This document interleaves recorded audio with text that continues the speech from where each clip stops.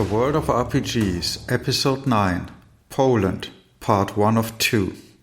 Welcome to The World of RPGs, a podcast in which we travel around the globe to visit the local role-playing game scenes. I'm your host Mobots, and in Episode 9 we are going to Poland. Now we finally reached one of the big six, meaning the six major TTRPG countries outside the English-speaking world. And I've made up that list by myself, and you'll see which other countries are on there. As promised, this will be an episode in two parts so that you do not have to download too much at once. I initially never wanted to go for longer than 1 hour, but the last few episodes certainly overstepped that boundary.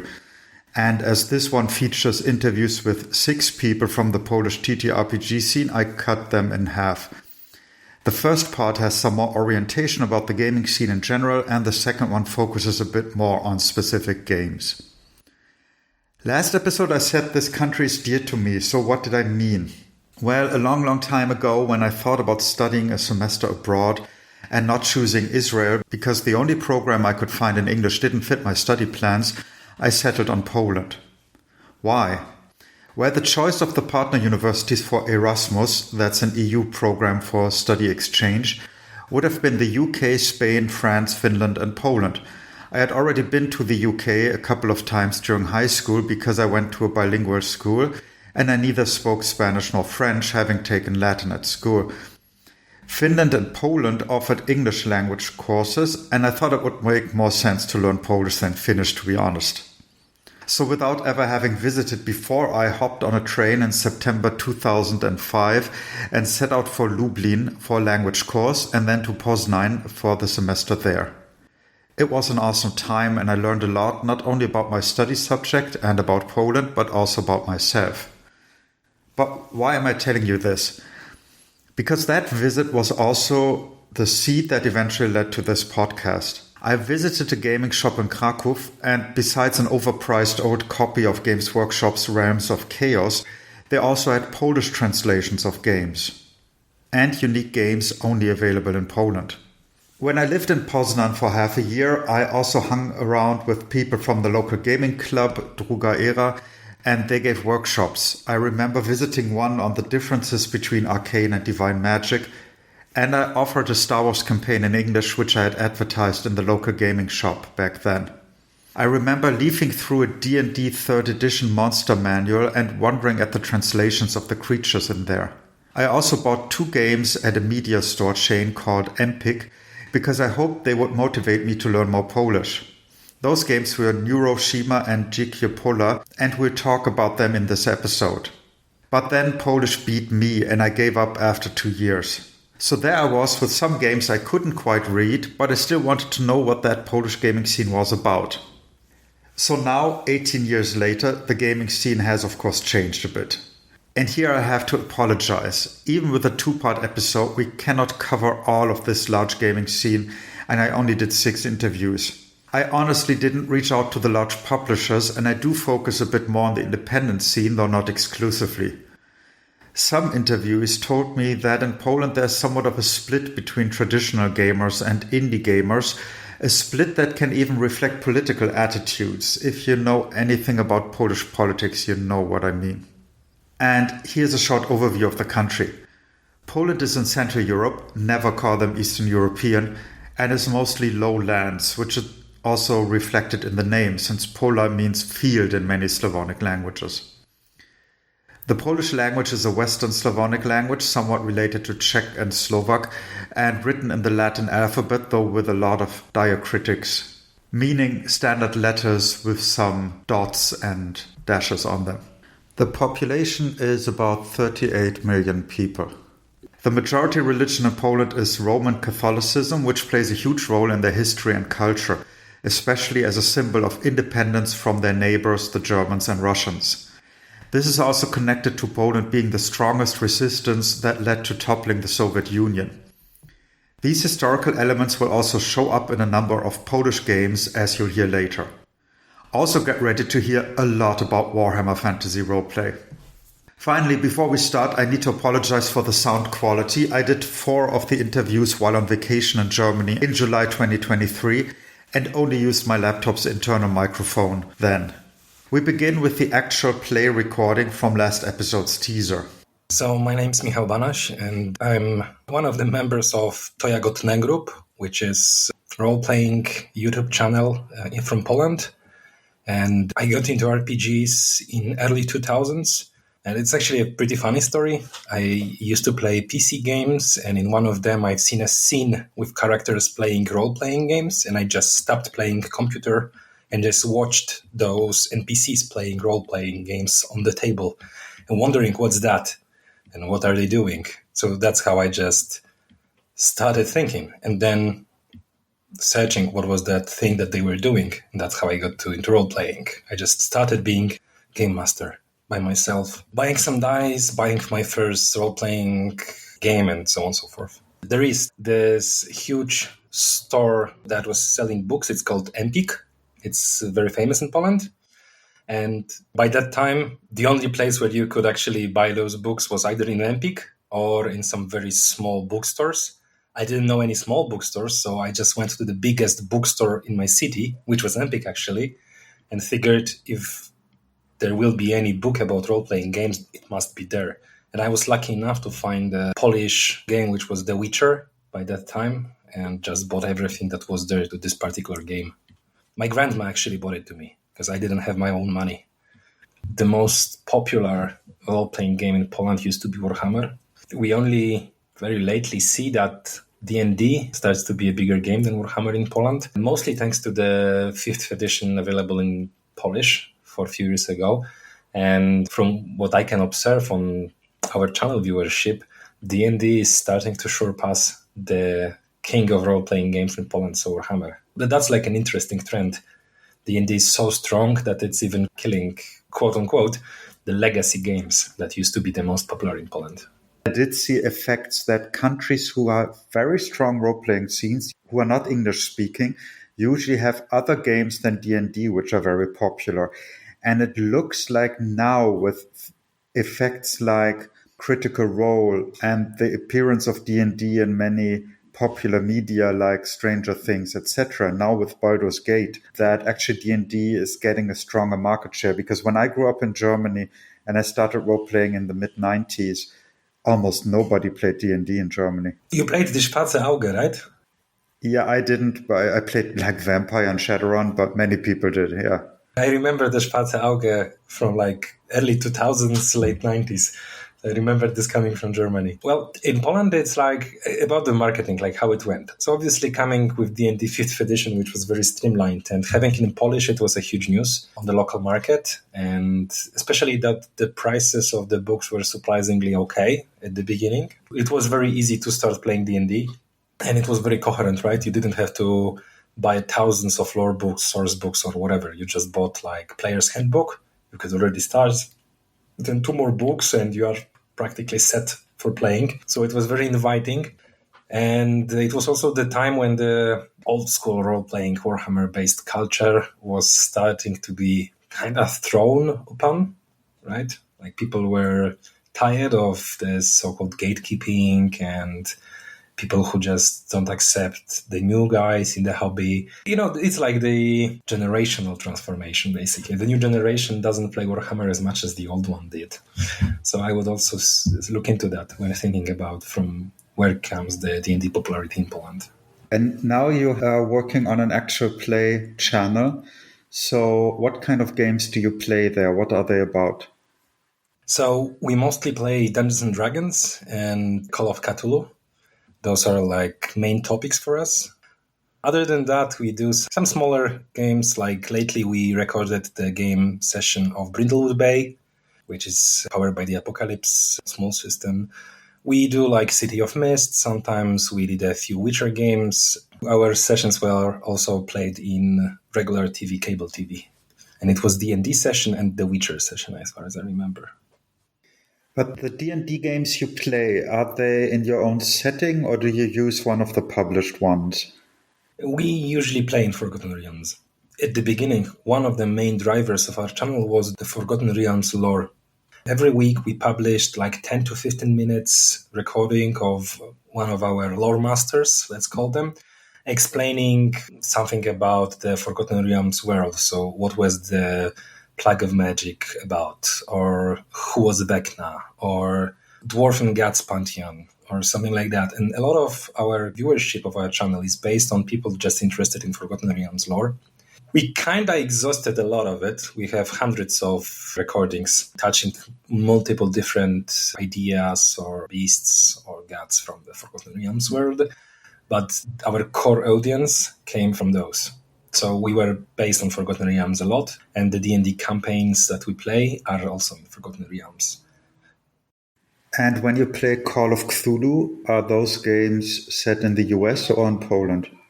We have at least one recorded session that is based in Poland, but our biggest are in USA. Actually, I'm the one who is leading the Masks of Nyarlathotep that we're playing. We already went through like the newest edition, the 7th edition Masks of Nyarlathotep. We went through Peru, New York, and London chapter, and we have Egypt recorded already, not released yet. And our plan is to go through the whole campaign. We use the pulp rules for Call of Cthulhu, and we do it in like bite-size episodes, let's say. So every chapter takes only 10 hours. So we release 8 episodes. It's 10 hours together, and we just move on next. So we just took this extremely big campaign, and we're trying to push through it in a timely manner that everyone who feels like he'll never play Masks of Nyarlathotep can actually see how this legendary campaign plays through. And we also have a format prepared already that we haven't released yet. There were those, in Polish it's jednostrzał, one-shots, that's the word. There were the Call of Cthulhu one-shots published by the Polish publisher of Call of Cthulhu, which is Blackmon Games. And those are like 2-hour-long sessions on totally different settings, totally different characters. And we will be releasing those soon. We have, I think, 8 or 6 already recorded. But we based mostly in US, answering the question shortly. So for D&D, you have Polish translations of the game, don't you? We do have some, but they are not available in Poland anymore. It used to be available from one of the Polish distributors that prepared the translations by themselves. It was done by Rebel, but they've lost the license, and the Polish books are not in print anymore. You only can buy D&D in Polish secondhand, which is kind of problematic because it's basically skyrocketed the prices. You could buy the player's handbook for like 190 zlotys, I think. Right, you'll pay 600 zlotys, which is at least triple the price that it used to be when it was in print. And I also saw the 3rd edition books in the translation. And I found it really interesting how they translated the monster names. Have you had a look at those? Or was there anything strange there or interesting? Okay, so the direct translation was like an owlbear, right? So in Polish it's Sowo-Niedźwiedź, which already sounds weird. And this is like a very direct translation, word by word, for example. Nothing special about it. But do I remember any? You know, this is a very hard question for me because I'm the guy who only uses English source books. I've never bought the Polish ones, and I always rely on D&D Beyond when I'm playing the D&D. If I record anything for my channel about D&D and so on, I just translate the names as I understand them. There were some comments that we should use the original translation, but again, it is a hobby, and in my hobby I rely on English source books, so I explained politely that I'm just playing on English books. So every translation is my own translation. I'm very sorry for that. And this is mostly because the Polish books were never available in PDFs. And I use my books mostly in electronic format. One possible problem I saw was the monster manual in the 3rd edition in Polish translated fairy-like creatures into Polish names. Like not the gnome, but like a house spirit would be domovoy. And a nixie, so like a water spirit, was rusałka. The problem is there was a Monster Manual book, a later version, like Monster Manual 2, Monster Manual 3, in which they included Slavonic fairies. And they had Domovoy and Rusalka in there, in the English version.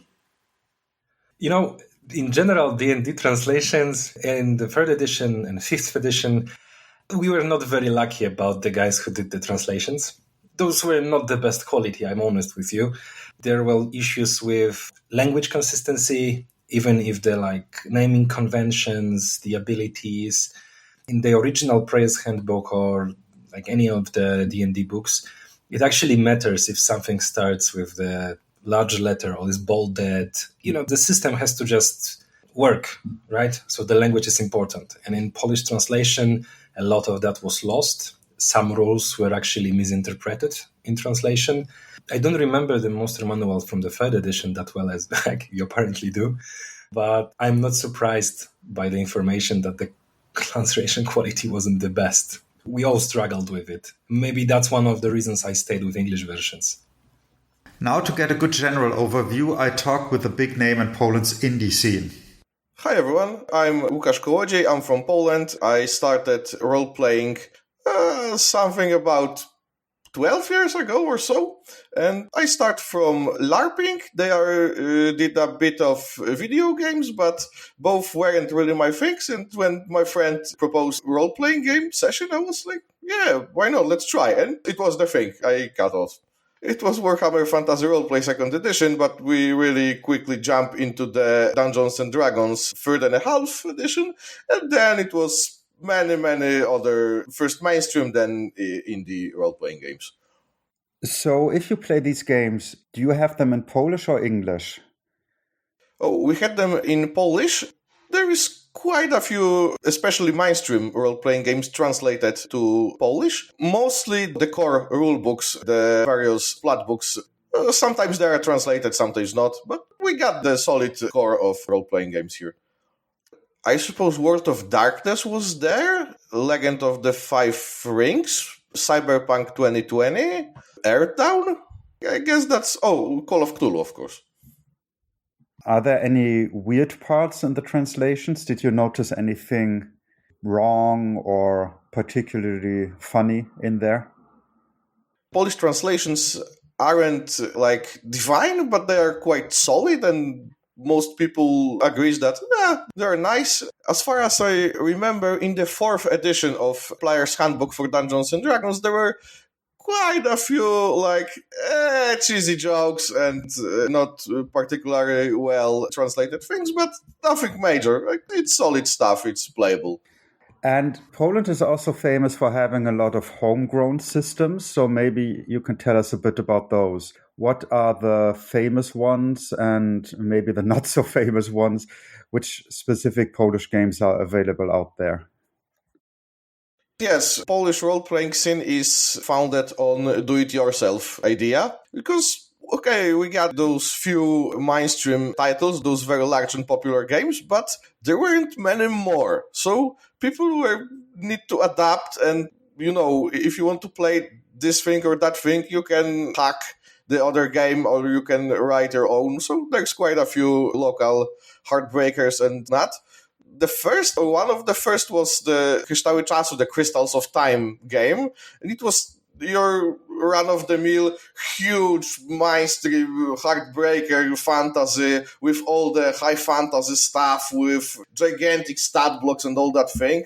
There was the Eye of Irhedes, Oko Irhedesa game created for the new guys in the hobby to explain them how the role-playing works, and it actually holds on quite good. It's quite nice despite the few decades of age. There was, of course, Neuroshima, the Polish kitchen sink post-apo with atrocious rule, absolutely unplayable on the very basic level, but the world was great. The world was, Mad Max mixed with Fallout, with the water world. Everything you wanted from your cheesy post-apo was there.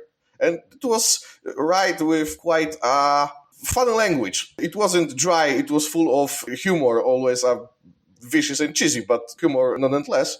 It was a pleasure to read, actually. There was Volsung, our Victorian steampunk game, very pulp. It had some issues, but it was great fun. It was one of the first Polish games that tried to work with characters that are rich and powerful from the start. Like, you started as a rich, powerful person, and you only grow from that. So it's very different thing from, a run-of-the-mill guy with a 50-foot pole and a torch. So it was interesting. There was many other games. The Polish indie scene is actually booming right now. There are hundreds probably of titles published. my friend is creating a blog post once a month about what's new in Polish indie game design, and there is basically every month 10 or even 15 new positions, like new games, new splat books, and what's not. So there's a lot of reading, there's a lot of talking. Some of these things are, someone's trying, someone's learning, but there's a lot of great stuff. Like, we can discuss it for hours and hours. I don't know how much time you have, so wow, there's a lot of new games every month, especially small ones. And do you see anything different in these games compared to the English ones? I'm not sure I'm observing anything different, but I'd say Polish games are quite often inspired by the things that came from the West. Like when the OSR starts blooming in the West, it's naturally bleed into the Polish community and it's getting more and more popular here. Sometimes we are trying to add Polish accents, like there's now the Czarny Groń, the Black Pig game. It was founded on a Kickstarter quite a few months ago, and it is a marriage of OSR with old Polish culture, and it's quite interesting because it occurs that not everyone knows a lot of things about Polish Highlanders, and it is actually quite an interesting topic and quite an interesting setting to play in. That's something inherently different? No, I don't think so. So you talked about some Polish games and mentioned Volsung, and that was actually translated into English as well. Do you know of any other Polish RPG products that were translated into English? There's a series of Call of Cthulhu adventures called Zgrozy, and it was translated to English. I'm not sure everything of it, but probably most of it. Quite a few our games like Fireball and Wix and Edelweiss and Yin Panda, it was all published in English. Czarny Groń, of course, published in English. And I'd say it is more and more popular for Polish game designers to publish in English or at least translate their games to English language because it is just a larger market, more people to please with that, and of course more money if you're going for money with that. Yeah, there's also, what's the famous Polish game in English? This Call of Cthulhu game where you write each other letters by Michał Oracz. Oh, De Profundis. Yes. Is that played regularly? It is considered a very old and forgotten game in Poland, but it is nice actually. And I also remember a game called Dzikie Pola. Is that still popular? Dzikie Pola, like the Wild Steppes or something. Yeah, it's still going strong in Poland. It is an old game. It's clunky one, but it's still going on. It's got a huge fan base. Like, maybe there's not many of them, but they love this game very much, and they are really protective about it. And I understand them because there's not many games about that period of Polish history. So, like, we get this, we're going to defend this. It's it's nice. So people love it. I played once. It was quite nice. So why not? Let's play it. With translations, have you seen any problems there between English and Polish, or is it easy to translate? Well, the Polish language is a bit more wordy than English. So when you're translating from Polish to English, it's nice because, oh, well, nice, it's shorter. There's a less text to work with. Great, what's not to love? But when you are translating from English to Polish, there's like, oh my God, it's like 10 or 15% longer. What the hell? What are we going to do? The handbook is going to be huge. Like, why? And there's just a much more word. And, some English words doesn't really translate to Polish, so you have to improvise to find something like that works for the Polish readers because, for example, the surnames and the composed words, like, Shakespeare. It sounds nice, it sounds proud, it sounds great, Shakespeare. But in Poland, it's potrząsający włócznią, and it's first longer, second weirder and funner, and it can be even inappropriately translate as, the kind of kinky stuff. So there's that, and that you have to work with that, and it's kind of problematic. Oh, and there's a question of neutral language. In English, it is actually quite easy and quite nice to write things completely genderless. It's possible. In Polish, it is kind of difficult. You can do it, but you have to really, really try to make it not sound weird and funny and clunky. And there's that again. Yeah, it's the same problem in German, like Game of Thrones. They split the books into two because they are also 10 or 50% longer than English. And so they had to split Game of Thrones into two books each. Yeah. How about monster names? Is that an issue? I never really saw it as an issue because you can just leave them by, like, do not translate the name and that's fine. We're managing with doing that quite fine, I guess.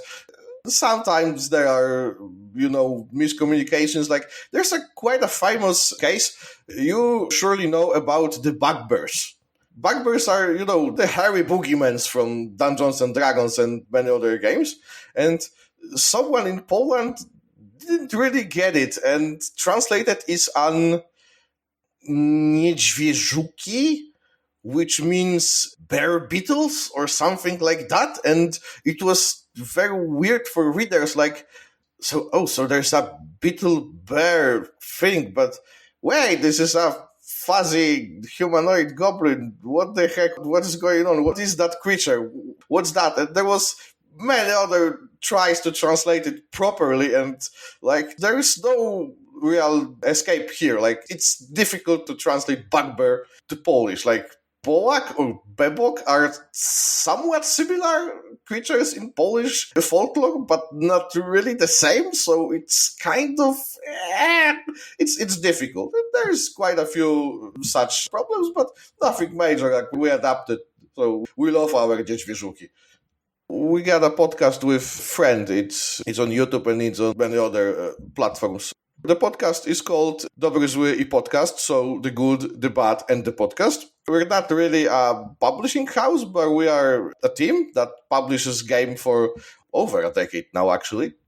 And we published quite a few indie games, like Polish people know us, and maybe some English-speaking folk know us from Fireball, maybe from Szlamy i Szkielety, so Slimes and Skeletons. What else? Edelweiss was popular lately.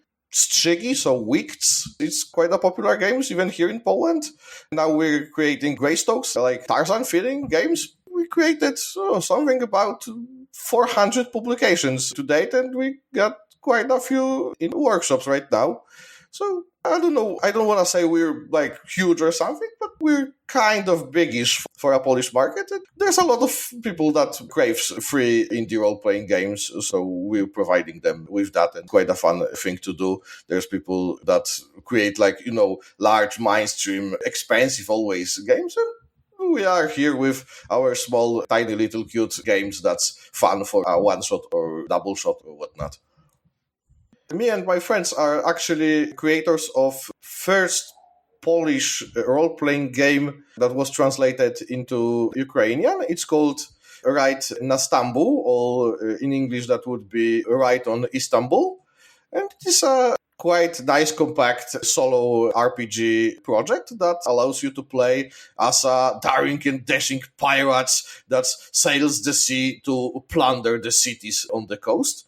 And when my friend Jacek Kuziemski, somewhere called as a Brzozo, created it, he was absolutely adamant that if it's about Ukrainian people, it needs to be translated to their language so they can enjoy it. So we actually hired a translator. We even developed our own font for their fancy alphabet, and we published it, and it is available on Drive-Thru RPG and itch for absolutely free in Polish, in English, and in Ukrainian, so everyone can enjoy it as much as they want.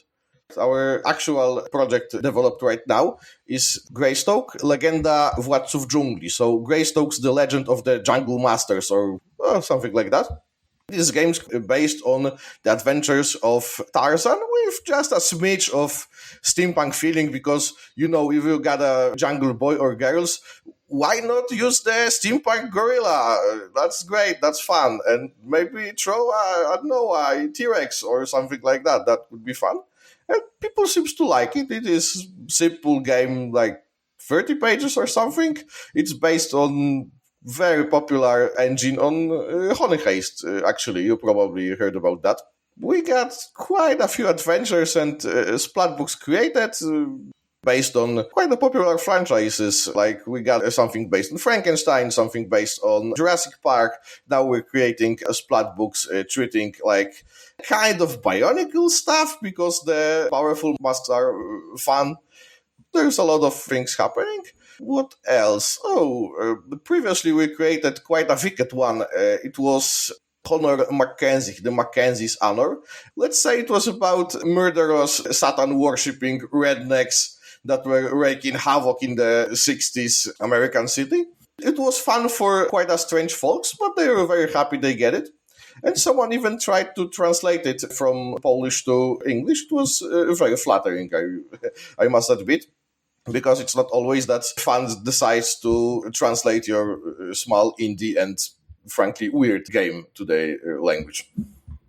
And so how does the scene organize? The scene is kind of organized-ish, It's not like we got a lot of huge communities and network of working favorite local game shops and so on, but there's quite a few game shops in Poland. There is quite a few groups. There's quite a few, maybe not strictly role-playing clubs, but clubs that aggregates fans of fantasy, you can say probably, or the pop culture in general. So there's always a role-playing game section within those.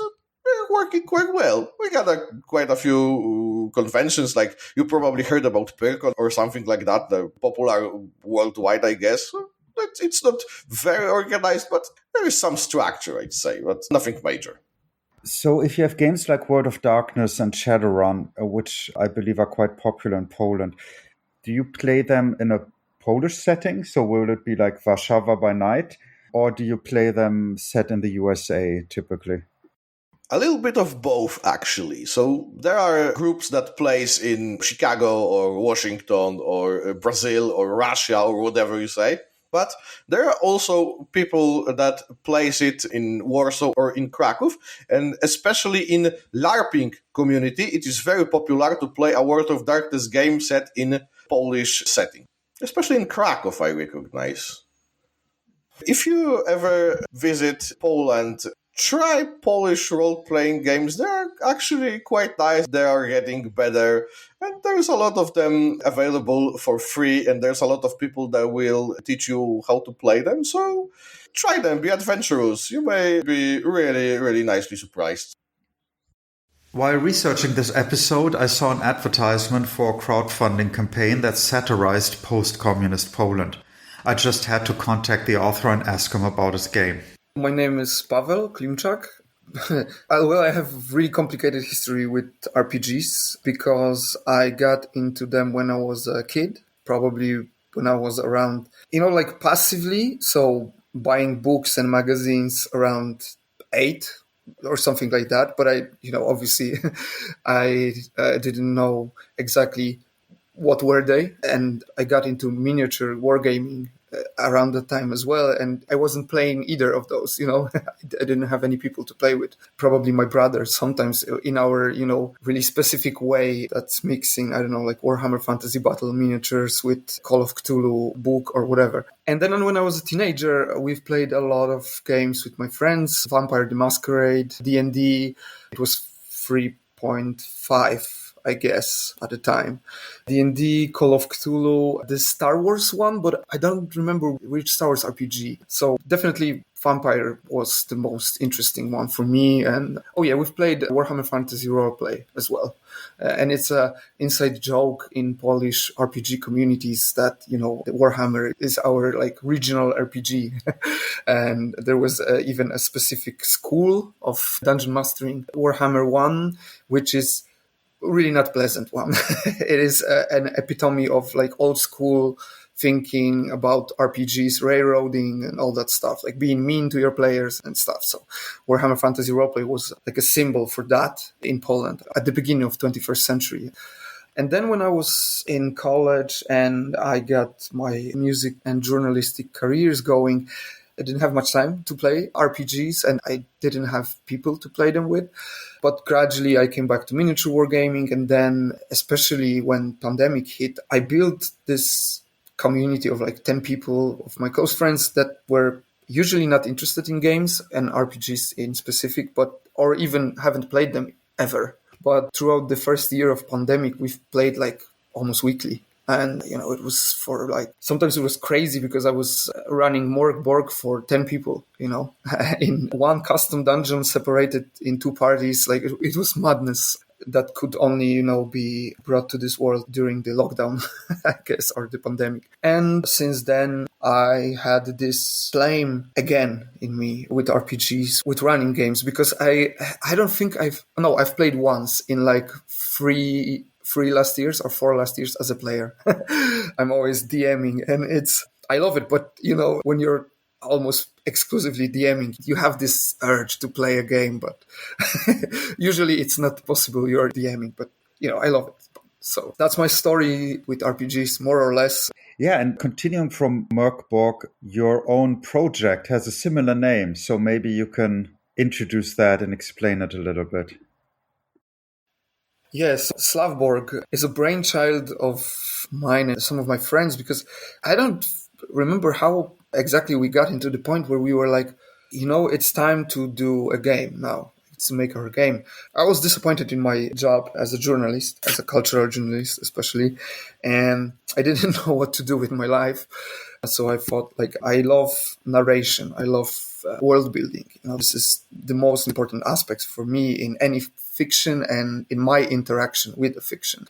Is this narrative aspect, is either being a recipient of amazing story or weaving a story for other people. And I always, even when I wasn't DMing or anything like that, in my artistic endeavors, I was, using this strategy. All of my albums as musicians are concept albums, with strong narratives or with story around it or something like that. So the story in the world was always the most important element of everything. Maybe that's why I got to be a journalist, maybe because I love the stories and telling the stories. Going back to RPGs, during the pandemic, we've played a lot of Merc Borg, almost exclusively. People loved it. For some reason, I don't know why, people love it. Yeah, of course, it's just an amazing system. It's also very easy to hook people into it that don't know what RPGs are or haven't played. It's really simple to just roll dice and let's go. We have a session on our hand. So after a few years of playing RPGs with my friends and also designing a role-playing game for an art exhibition in Warsaw that my friends made. My friends who are artists, they made an exposition called Lovehammer, which was kind of inversion of the tropes found in war games like Warhammer. So it was like really about queer identities, about like inversion of violence. So it was really interesting. And the first edition was just with their miniatures that they did a few years ago. But the second edition was as a separate game, and they reached out to me because I was DMing with them some time ago. And they reached out if I wanted to make a game that will be available as an exhibition. So it was really interesting. And then, I designed this game, and then I was DMing for 3 days for extremely random people at art exhibition. And I was running like 3 sessions a day with people who had really different levels of understanding what are they doing right now, like what are we exactly doing. And even when it came to language, because there were some people who were not from Poland and we were running the game in English, and there was different levels of English involved as well. And since my experiences with people who are new to RPGs, or even starting at even, negative level, like what is an RPG? Like I'm an adult and I don't understand this concept. So for me, I found this key to this whole dilemma that it all boils down to creative conversation. RPGs are basically a creative conversations. And coming from that, I found, an itch of game design in me, on RPG design. And,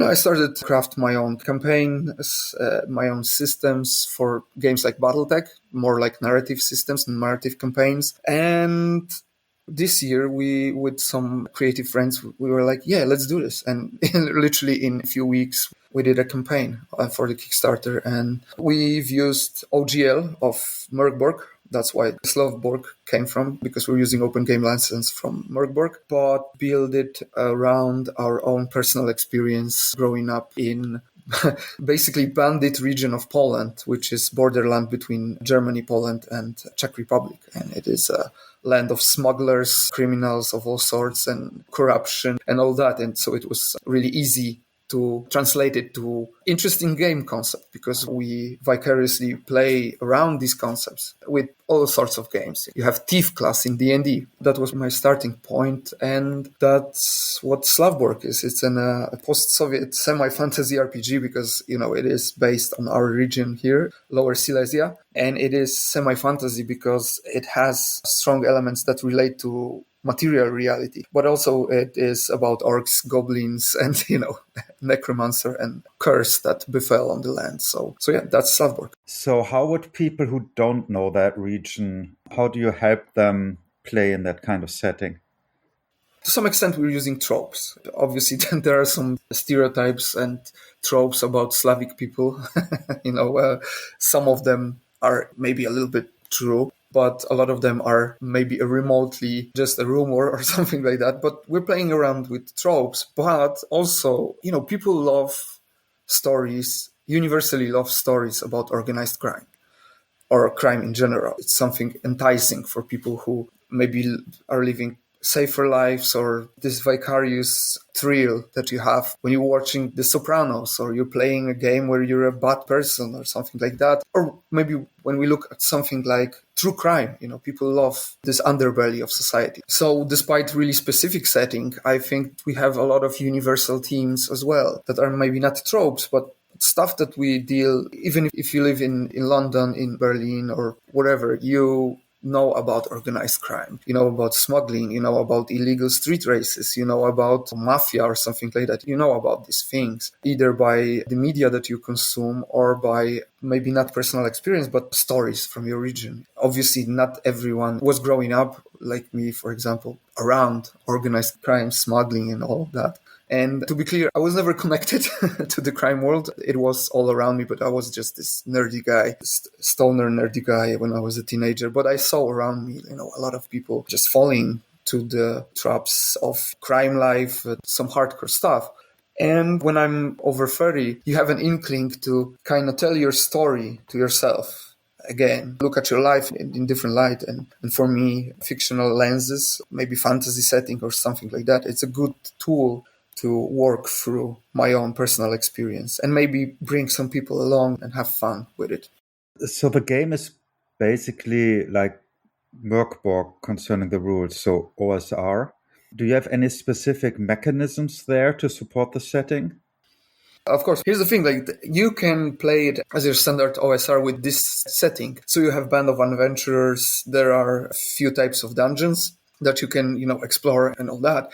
But there's a second layer to the game as well, which is completely original, and that is racing mechanics and everything that is connected to the cars that we call the wheels in our game. Wheels is the most important part of the setting because people are crazy about cars and racing and all that. So we have bespoken mechanics of racing and upgrading your car, gambling around cars as well, and everything is sorry, no pun intended, but everything spins around wheels, and the whole world is kind of organized around having a car, and workshops, chop shops, speed freaks, people who are stealing cars, upgrading them and all that. So think about maybe kind of a crazy Slavic post-Soviet Fast and Furious with fantasy. And if you're not interested in that layer of the game, you can still use this setting and play Slavborg as a more or less standard RPG, where obviously you can also go around the world and explore dungeons that are not racing tracks, but are, for example, block of flats. That's one type of dungeon that we have, and racing dungeons is the other, but you can easily play this game like a dungeon crawler. But also you can play this game as a vehicular dungeon crawler, which is funny because I don't even have a driver's license, but I love racing games. There is something really interesting in kind of this arcade kind of racing game, and that's what I brought to our game. In a way, it is a standard Morgborg hack, so that's a half of the story. But the other half is this crazy gasoline-fueled world of speed freaks goblins, And the game was successfully crowdfunded in June 2023. So, what are future plans? Yeah, after a game will see the light of day, of course, because we're working hard to make that happen right now. But obviously, we will not leave this setting. We have actually two games in our minds that I don't know which of them will be first, but this will be still the same world, but we will kind of zoom out and maybe make it that you will see a bigger part of this world, not just this region, but also stuff like the biggest city in this world, or also that's the game that will focus on the more espionage and sabotage between elves and vampires, but it's still in the same reality of, let's say, like post-Soviet Poland, but with fantasy elements. So that's the first one. And the second one will be building upon the racing mechanics. So it will be more like a board game, but with really strong elements of role-playing game as well. I also really, really love solo games, mostly solo wargaming, like Rangers of Shadow Deep, things like that, or 5 Leagues from Borderlands, or 5 Parsecs from Home, things like that. So I would definitely think about also releasing a solo mode for Slavborg as well, because the bones are there, but now we need to focus on the main game. And just this driving mechanic alone is putting another weight on the whole project. And because it's not OGL of Morgborg, we need to work on also our original mechanics. So there was no time to think about solo mode. But it's something that will definitely come in the future, because I was so surprised when you start digging through the solo stuff. You are really surprised that you can really have satisfying RPG or wargaming experience just by yourself. Of course, this is a social hobby, and it is the best way to play anything is with people. But sometimes you just want your notebook and, just be by yourself and push some miniatures around and roll some dice. And it's not always possible to do that with friends or other people. So solo stuff is really interesting. And it gives me more field to explore more focused storytelling, because obviously when you're doing like a core rulebook for a game, you're basically giving people a toolbox. So there's not much space for really focused storytelling there. But with solo stuff, you can do that. You can basically mix choose your own adventure book with RPG elements, and it's going to be really interesting. And especially with people that are responsible for graphic design and illustrations in our studio, they are also really interested in craftsmanship. So we will be experimenting with things like pop-up books, pop-up elements for the games and stuff like that. Also, as a miniature gamer with 25 years of experience of something like that, of this addiction of buying miniatures, I'm also really interested in releasing STL files with miniatures that we design to use with our games. So that's in the future, and hopefully at least half of that will become reality.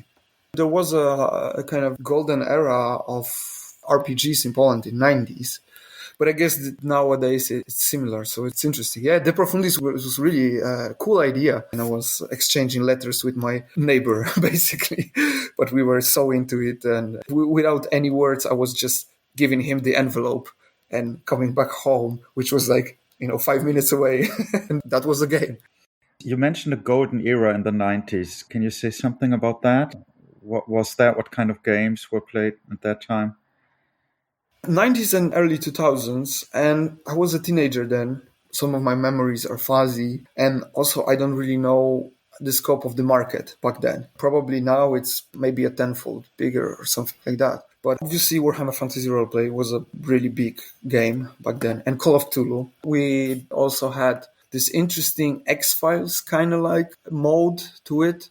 It was called Wydział X, so Department X, and it was this kind of like our Polish original setting for Call of Cthulhu, and it was based in communist Poland. So we were basically like Polish secret communist service that was dealing with Cthulhu. So that was very cool and very interesting. So Call of Cthulhu, Warhammer Fantasy Roleplay, Legend of Five Rings was also quite popular. Basically everything that had translation found some player base, or at least people who were buying these books. There were translations of a lot of different games, but Earthdown. Do you remember Earthdown? Yeah, so it was relatively big here in Poland. We also had Polish systems. I never played it, but I think that Andrzej Sapkowski, the author of The Witcher, had RPG game, not the Witcher RPG game, but it was called like Irhede's Eye or something like that. And I think it was his RPG system. In 1995, but I haven't played it, and I love Sapkowski's literature, but I don't know how good he was as an RPG game designer. But the second Polish RPG game, it was called Dzikie Pola, so Wild Fields, I guess. And it was this this really horrible classist game that was based on this really washed out version of history of Polish aristocracy. So it was just like this, given my own interest in coming from the leftist perspective, like sociology, history, economics, and all that.